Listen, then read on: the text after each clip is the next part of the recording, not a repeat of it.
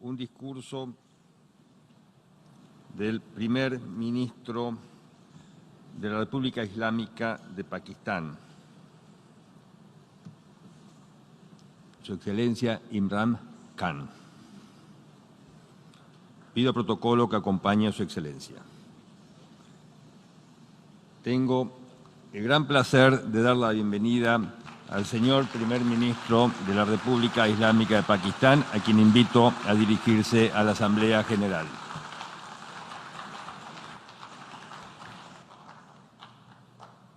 Bismillah ar-Rahman ar-Rahim.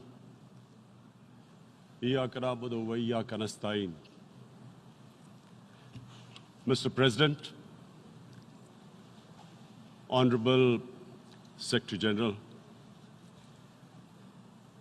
Excellencies, ladies and gentlemen, I feel honored today to represent my country at this Forum of World Leaders, where we have a chance to discuss problems that the world is facing. I want to talk about a lot of problems, but just 4 today. And I especially came to this forum despite a difficult time in my country, facing challenges. I would not have come, but because I feel that there are some very urgent problems which the world must address. So first of all, I start with climate change. So many leaders have talked about climate change. But Mr. President, I feel that there is a lack of seriousness. Perhaps world leaders some of the leaders who can do a lot, do not realize the urgency of the situation. We have a lot of ideas, but as someone said, ideas without funding is mere hallucination. Pakistan, I'll give you start with my own country. Our country is amongst the top 10 nations in the world which are most affected by climate change. We depend upon our rivers. We are mainly an agricultural country. And 80% of the water in our rivers comes from our glaciers. The glaciers not just on the Pakistani side, even India. The river, the 80% of the water in Ganges and the Indian rivers also comes from the glaciers, from the Himalayan glaciers, Karakoram, Hindu Kush. And these glaciers are melting at quite a rapid pace. We detected already 5,000 glacial lakes in our mountains. And if this keeps going, if nothing is done, we are scared that humans are facing a huge catastrophe. In my country, when my party came to power in the province of KP, we planted 1 billion trees in 5 years. Now we've set ourselves a target of 10 billion trees in Pakistan. Idea being to counter the effects of global warming. But one country cannot do anything. This has to be a combined effort of the world. My optimism comes from the fact that humans, the Almighty has endowed humans with great powers. We can do anything, provided our survival instinct is stirred up. And this is really what I hope that the United Nations will take a lead in this. There must be more emphasis. Richer countries must be pushed. Countries that are responsible for, mainly are responsible for greenhouse gas emissions. They must be pushed because our country contributes minuscule amount to greenhouse gases. So I feel that the United Nations must take leadership in this. My second issue for me right now is even more critical. Mr. President, every year, billions of dollars leave the poorer countries and go towards rich countries. Billions of dollars siphoned off by the ruling elites of the developing world. And they find their way into Western bank accounts, offshore accounts, tax havens, expensive properties hidden behind companies bought in Western capitals. Mr. President, this is devastating the developing world. This is causing more poverty, debts. It's impoverishing the developing world. The difference between rich and poor countries is growing because of this. Money laundering, which happens because money leaves the poorer countries into rich countries, is not treated the same as, for instance, money from drugs or terror financing. The seriousness which terror financing and money from drugs, the way it is treated, it's not the same. The way the poor countries are being plundered by their elites. It's not happening. In my country, when I took charge of our government a year back, in the 10 years preceding that, our total debt went up 4 times. The debt we had accumulated in 60 years, just in 10 years, it went up 4 times. As a result, the total revenue we collected in 1 year, half of it went into debt servicing. How are we going to spend money on our human beings, 220 million people, when half the money is going into debt servicing? Because our country was plundered by the elites, the ruling elite. And easily they could get the money out. And when, Mr. President, we located properties in Western capitals bought by this money through corruption and money laundering, located the properties of these corrupt leaders, we find it so difficult to retrieve it.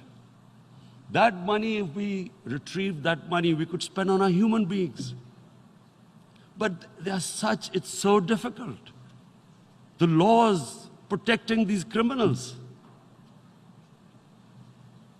We do not have the sort of money to have expensive lawyers and spend millions and millions of dollars. We need help from the rich countries. And Mr. President, it's critical. The rich countries must show political will. They cannot allow this to happen. How can the poor countries spend money on human development, which the United Nations asks, SDG? How are we going to do it when this money can easily leave our countries? So, unless the rich countries intend to build walls to stop economic refugees coming as we see right now, they must take action. They must take action now. It must be a deterrent.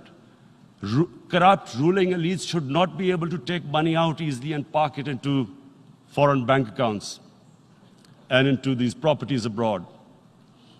And I never understand why. Why do we have these tax havens? Why is this allowed? Why shouldn't rich people pay taxes? Why is it legal to have these tax havens where you have these secret accounts? Because, the world is changing. The population of the world is growing. Sooner or later, you're going to have a crisis. If the poor get poorer and the rich get richer, there is going to be a crisis sooner or later. So this is my second point. I hope that the United Nations takes a lead in this.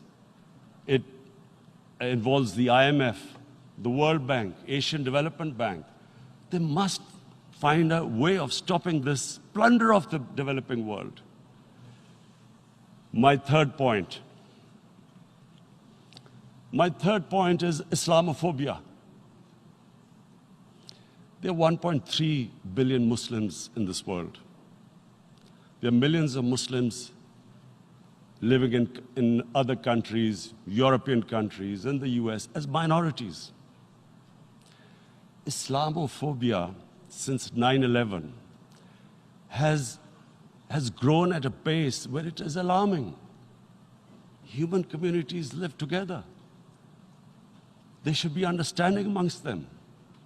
But Islamophobia is creating a division. Muslim women wearing hijab, it's become an issue.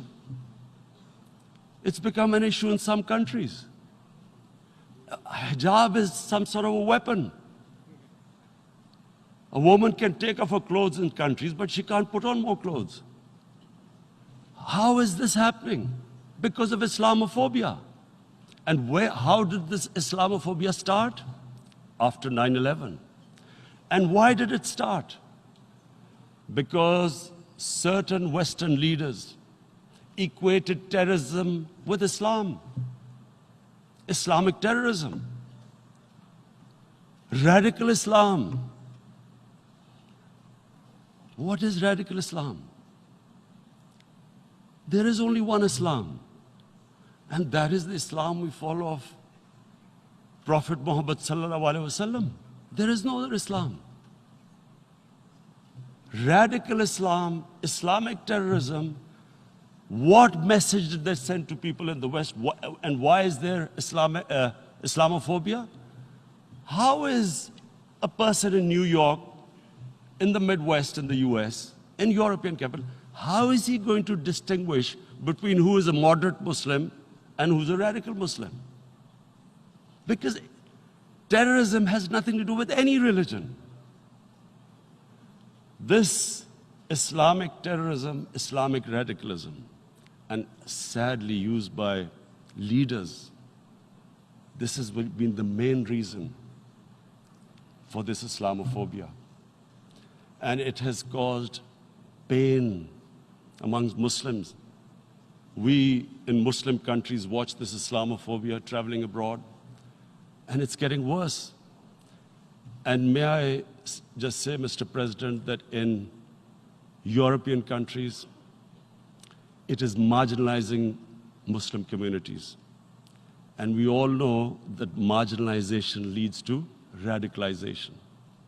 Some of the people who ended up as militants in Syria and other places were from marginalized Muslim communities. And my point here is that we must address this issue. I'm sad to say that we Muslim leaders have not addressed this issue either. After 9/11, when this thing came about war against radical Islam, rather than Muslim leaders trying to explain to the West that there is no such thing as radical Islam, in all human communities, they are radicals. They're liberals and rest are moderate. All human communities, Christians, Jews, everyone has it. But Islam is not radical, neither Judaism, neither Christianity, neither Hinduism. No religion preaches radicalism. The basis of all religion is compassion and justice, which differentiates us from the animal kingdom. But unfortunately, the Muslim leadership was so scared of being called radical Islam that all of them became moderates. In Pakistan, we were in the eye of the storm, and our government coined a phrase called enlightened moderation. No one knows what it meant. But everyone started putting on Western suits that they were moderates, started speaking. Even those who didn't know English would speak English because they were moderates. No one had a clue what it was. Because we, in the Muslim world, did not explain to the West that there is no such thing as radical Islam. One of the reasons why after 9/11, Islam was supposed to be equated with terrorism was suicide attacks. Because the 9/11 bombers did a suicide attack, all sorts of theories came up that the Muslims are involved in suicide attacks because they will get virgin in heavens. Some came up with, what about women, suicide attackers? So this bizarre thing happened. No one explained. Suicide attacks and Islam were equated. No one did research that before 9/11, the majority of suicide attacks in the world were by Tamil tigers, who were Hindus. No one blamed Hinduism, and quite rightly. What has Hinduism got to do with what desperate people were doing in Sri Lanka? We all know about, we've seen films about Japanese kamikaze pilots at the end of the Second World War doing suicide attacks. No one blamed the religion. But here we were trying to prove we were moderates and not explaining to the West. But the most important thing I wanted to say here today, in explaining this Islamophobia, Mr. President, and I feel it's very important because I've spent, because of, I played professional sport in England, I spent a lot of time there. So I know how the Western mind works and how West views religion. So where the misunderstanding about Islam came. And one of the reasons it caused Islamophobia. That was, in 1989, this book was published, maligning, insulting, ridiculing our Prophet Muhammad sallallahu alaihi wasallam. And there was a reaction in the Muslim world. The West couldn't understand what was the problem. Because in the West, because I have spent so much time in the West, religion is perceived completely differently. They don't look upon religion like we do.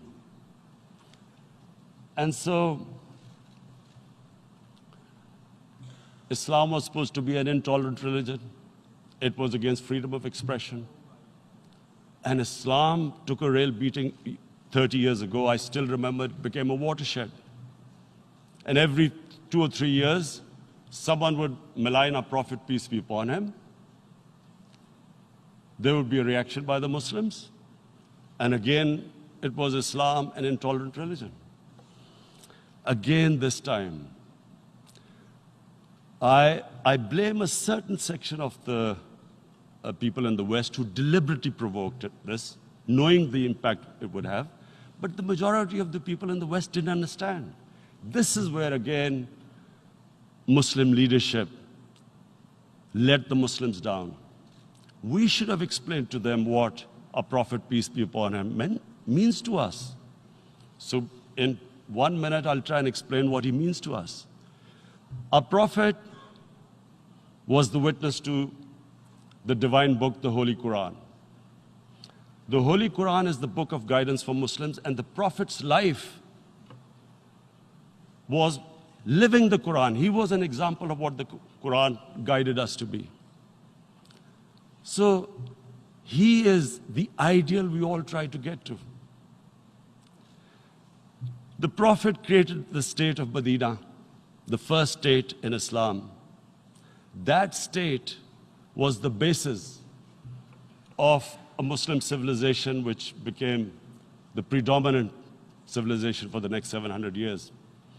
And what was that state? I hear such strange things about Islam, that it is against women, it's against minorities.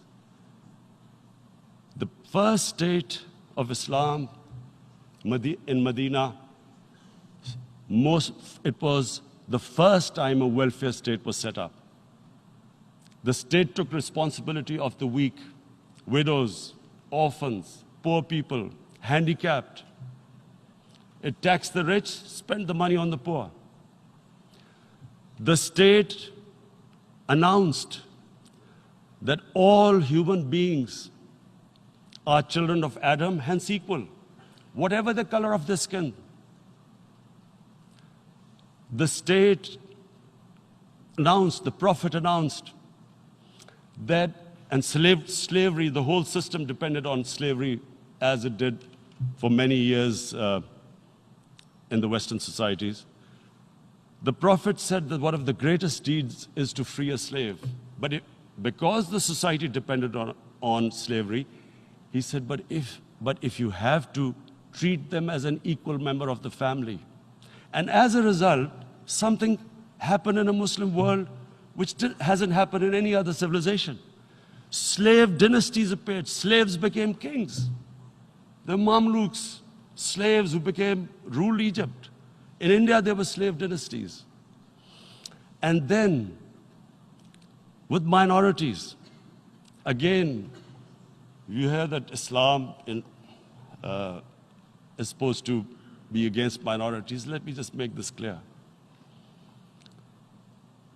In Islam, the Prophet announced that everyone was free to practice his religion. It was a sacred duty to protect the places of worship of all religions. He announced that every person is equal in front of law, whatever his religion or his color. And this incredible case, and I always quote this, that the fourth Khalifa, the head of state of Medina, he lost a court case against a Jewish citizen. So, number one, it showed there was a rule of law, no one was above law. And number two, that a Jewish citizen was an equal citizen. So, Mr. President, when a Muslim society is unjust to its minorities, it is going against the religion of Islam and our Prophet, peace be upon him. So, it is important to understand this. The Prophet lives in our hearts.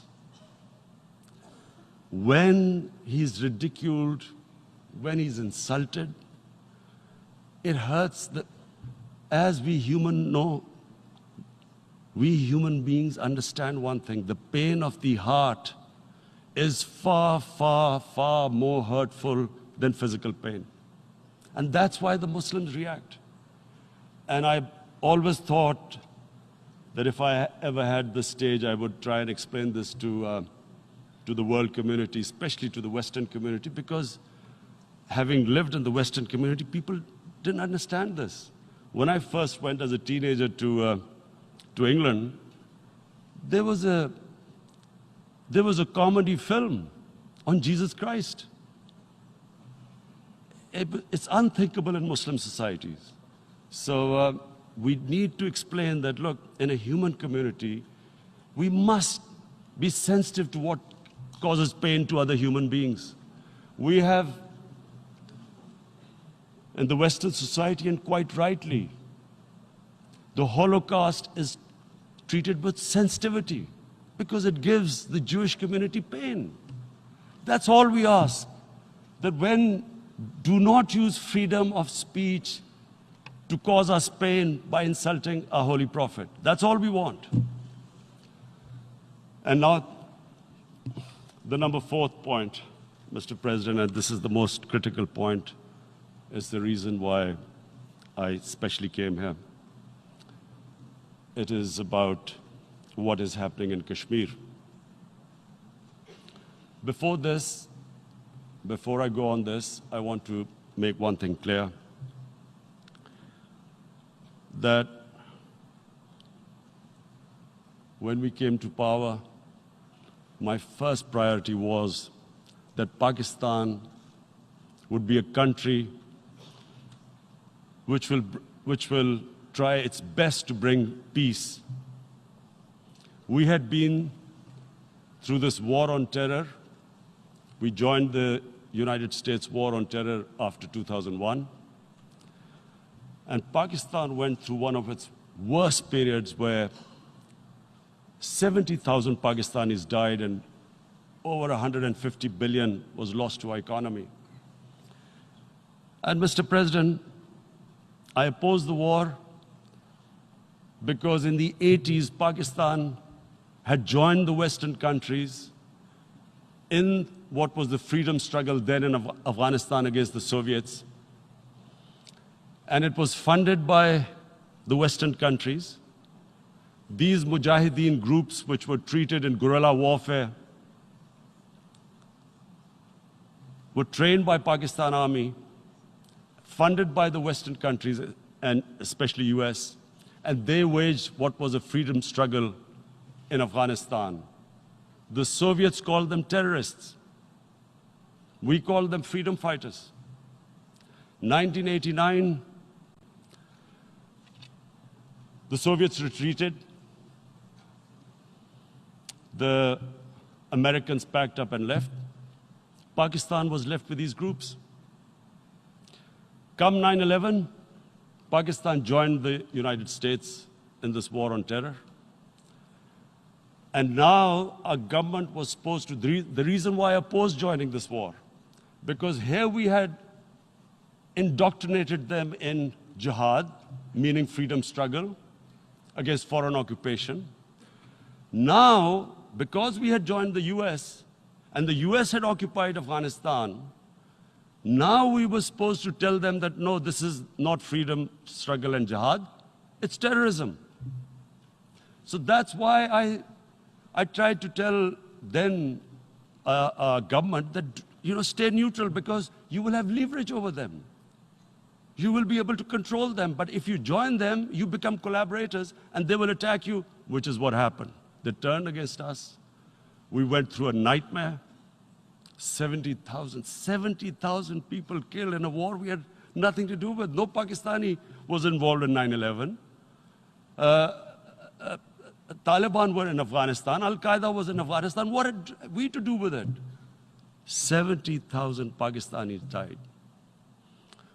So when we came to power, we decided that we would dismantle what was left of these groups. And this decision was taken not just by us, but by all the political parties in Pakistan. Unfortunately, they didn't implement it. So we came to power, we decided to implement it, and we dismantled whatever was left of the groups.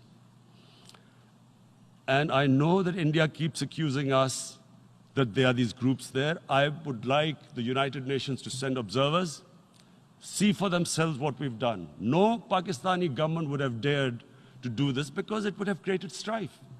But we decided that there would be no militant organizations in Pakistan. So I need to give you this background and to what I'm going to say later on. And secondly, we started mending fences.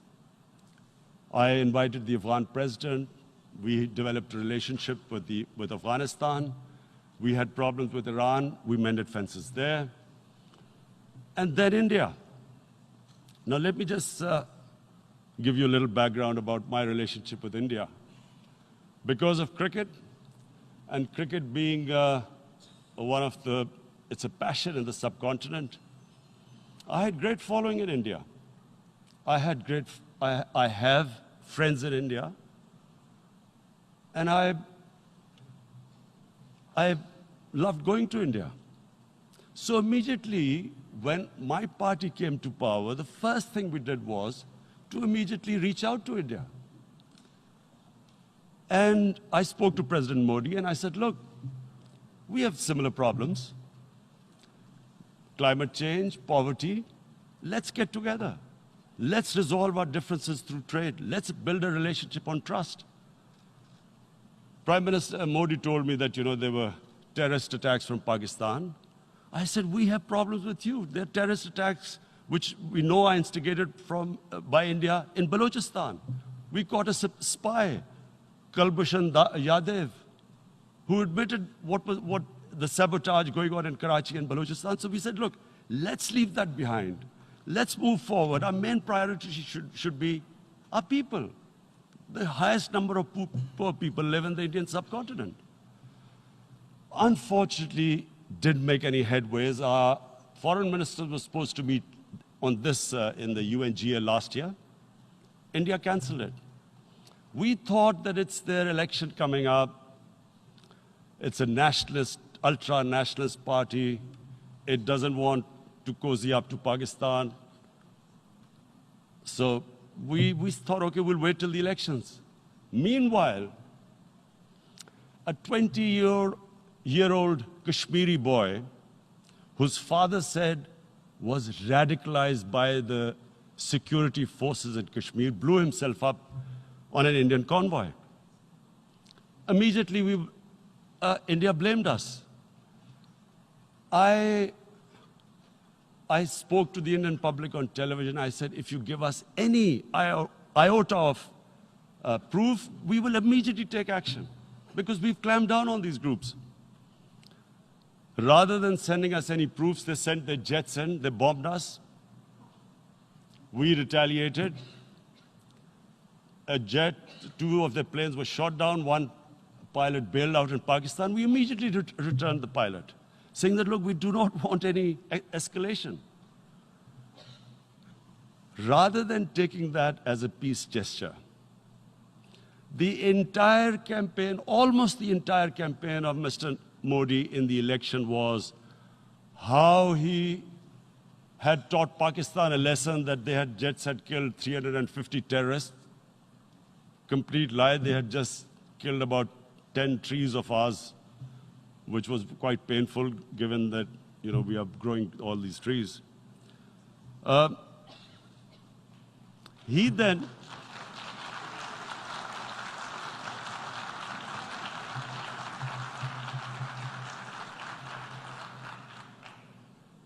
the election campaign, Mr. Modi used words like, this is just a trailer, the movie is about to start. I went into Pakistan and taught them a lesson. This was the election campaign.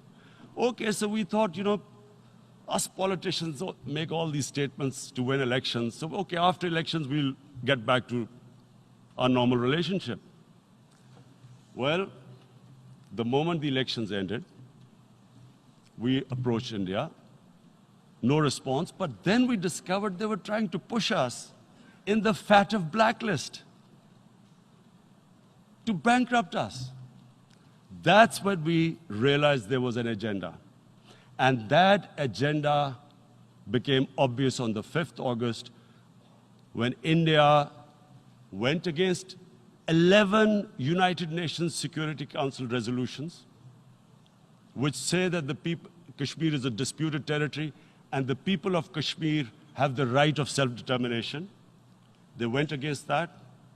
They went against SAMAA Accord, which is about bilateral, sorting out our differences through bilateral means, went against that. They actually went against the Indian Constitution. Illegally, they revoked Article 370, which gave Kashmir the special status. They got an extra 180,000 troops there. Total number of security forces in Kashmir now are 900,000. And they put 8 million people of Kashmir under curfew.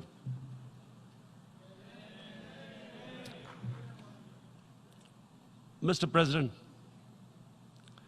now I just briefly want to make the people understand, how can anyone do something like this? And for that, I have to explain to you what is RSS. RSS, Mr. Narendra Modi is a life member of RSS. RSS was an organization that was inspired by Adolf Hitler and Mussolini, came about in 1925. They believed in racial purity, racial superiority. They also believed they were an Aryan race like the Nazi believed they were an Aryan race. All that I'm saying can be verified. This is the time of information revolution. You can Google all this, what I'm saying. But it is very important for me to explain this to you so you know what is happening in India. This RSS believed in the ethnic cleansing of Muslims from India. At one point, there was racial superiority of the Hindu race. Secondly, it was hatred for the Muslims and for the Christians, because they believed that this golden age of Hindu civilization was stopped because of Muslim rule centuries back and then the British rule of India. So it was racial superiority and hatred for Muslims and Christians. This is openly stated. You look at the founding fathers of RSS, Golwalkar and Savarkar. Just Google them and you'll find out. And this ideology of hate is what murdered the great Mahatma Gandhi in 1948. It was this ideology of hate that made Narendra Modi in 2002 do a pogrom against Muslims in Gujarat when he was the chief minister. He allowed 3 days for these RSS goons who were inspired by the Hitler brown shirts. They actually wear brown shirts. This RSS, the Congress Home Minister gave a statement that in RSS camps, terrorists are being trained. And these terrorists butchered 2,000 Muslims and 150,000 Muslims were made homeless. Narendra Modi could not travel to the US because of that. And I need to make you understand this background before I explain to you that what sort of a mindset would lay siege to 8 million people with 900,000 troops. Women, children, sick people, locked in as animals. In fact, of what I know of England, if 8 million animals were locked in, the RSPCA would have made a lot of noise about it. These are human beings.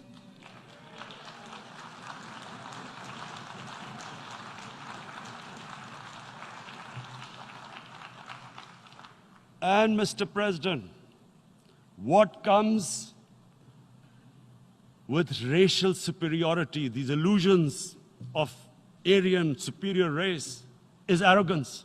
The two go together. And it's arrogance that makes people make mistakes and do stupid things. Cruel things like what Narendra Modi has done. It's sheer arrogance. And it's arrogance that has blinded him from the fact that what is going to happen when the curfew is lifted. Has he thought about it? This hasn't been thought through. What is he going to do when he lifts the curfew? Does he think that people of Kashmir will quietly accept the status quo because India has changed the constitution and taken away the special status? They'll accept that? Mr. President, 100,000 Kashmiris have died in the past 30 years because they were denied the right given by the United Nations, the right for self-determination. 100,000 have died and 11,000 women have been raped. There are 2 human rights, United Nations human rights reports on this. The world hasn't done anything because India is a huge market, 1.2 billion people. Sadly, the material prevails over the human. But this has serious consequences. Again, I repeat, that's why I'm here. Look, what is going to happen when the curfew is lifted will be a bloodbath. The people will come out. There are 900,000 troops there. They haven't come to, as Narendra Modi says, he's done this for prosperity of Kashmir. This is supposed to be for the development. These 900,000 troops, what are they going to do when they come out? There'll be a bloodbath. Has he thought it through what happens then? Mr. President, has anyone thought that what happens when there is a bloodbath? What do you think the impact will have on people of Kashmir. What do you think they will think? The way they have been boxed in their houses, treated like worse than animals, no rights. Thousands of all the political leadership has been arrested, taken out of Kashmir. Even those Kashmiri leaders who were pro-India have been taken out. 13,000 boys have been picked up and taken to God knows which destinations. So what do they think? What will the people of Kashmir do when they lift the curfew? They will be out in the streets. And what will these soldiers do? They will shoot them. They've already used pellet guns, blinded young boys. In the last 6 years, the 5 years, the oppression that has gone on in Kashmir. And so, Kashmiris will be further radicalized. Mr. President, there will be another Pulwama. And guess what? India will blame us. They're already blaming us. They're saying all this is happening because of Pakistan. One of their defense ministers said, there are 500 terrorists lined up on the border to go in. Why would Pakistan send 500 terrorists when there are 900,000 troops? What impact are they going to make? What will they do? And why would? Don't we know that the moment there is some terrorist attack, all that will happen is there'll be further cruelty and oppression of the people of Kashmir. We will just give the 900,000 troops to further crush the people of Kashmir. And then we'll give the Indian government an excuse that, look, Pakistan is a terrorist state, and this mantra that has gone on, Islamic terrorism. The moment you use this catchword, Islamic terrorism, the whole world turns away. No one talks about human rights. You can do whatever you want, which is what has happened in Kashmir, because they keep using this word, Islamic terrorism. And this is what they're doing right now. What do we benefit from further increasing the cruelty on the people of Kashmir? And why would we want this? But there is no other narrative left for India. As when they lift the curfew, whatever happens, Pakistan will be blamed, and there is always a danger of another Pulwama. They might come and bomb us again, and then another cycle might start. And what does Narendra Modi think? That 180 million Muslims of India are thinking right now. Aren't they watching these Kashmiris stuck inside for 55 days they've been stuck in? Aren't they watching? What do you think? Don't you think that the Muslims will be radicalized in India? And I'm talking about 180 million people. And when they get radicalized, there will be some incident in India somewhere down the line. Again, we will be blamed. And I'm warning you right now, again, we will be blamed. And Mr. President, what about 1.3 billion Muslims who are watching this? And they know that it is only happening in Kashmir because they're Kashmiri Muslims. This is not happening to Kashmiri Hindus. They know that this is happening because of their religion. So what do you think they will be thinking? What do you think the Jewish community would think if there were, forget 8,000 Jews stuck like this? What do you think Europeans would think? What do we think? I mean, any human community, if their members are stuck like that, what do you think they will think? Are we a children of a lesser God? Is it not going to cause us pain? And then I'll tell you what will happen. People will, in the 1.3 billion Muslims, someone will pick up arms. I know we've been brought up with films, Western films. This good, decent guy doesn't get justice. He decides to pick up a gun and start seeking justice.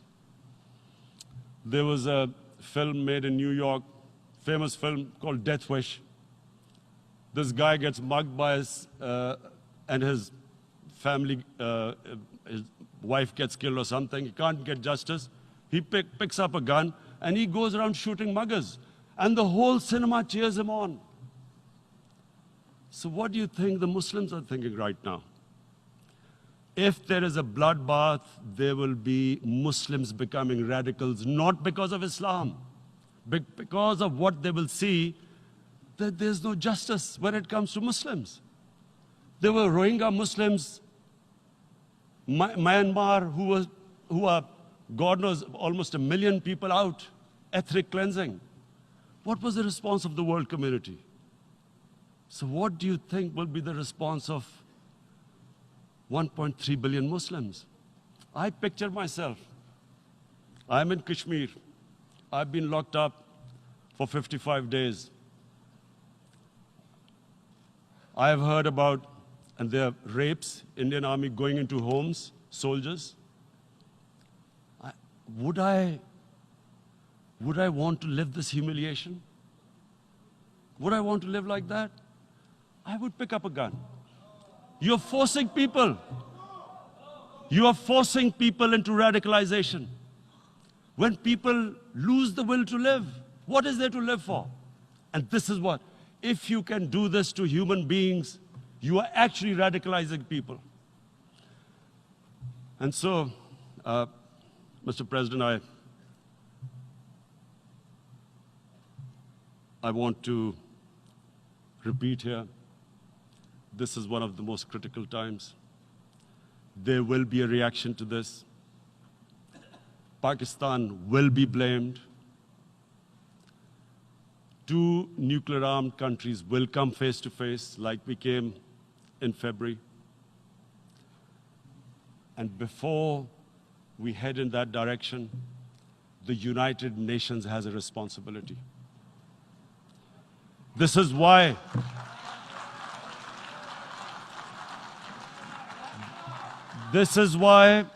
the United Nations came into being in 1945. You were supposed to stop this happening. I feel we are back to 1939, Munich. Czechoslovakia has been taken, annexed. What is the world community going to do? Is it going to appease a market of 1.2 billion, or is it going to stand up for justice and humanity?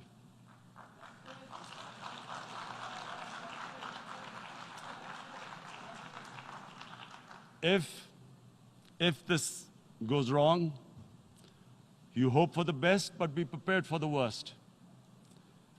If a conventional war starts between the 2 countries, Mr. President, if a conventional war starts, and anything could happen, but supposing a country 7 times smaller than its neighbor is faced with the choice, either you surrender or you fight for your freedom till death, what will we do? I ask myself this question. And my belief is, La ilaha illallah, there is no God but one. And we will fight. And when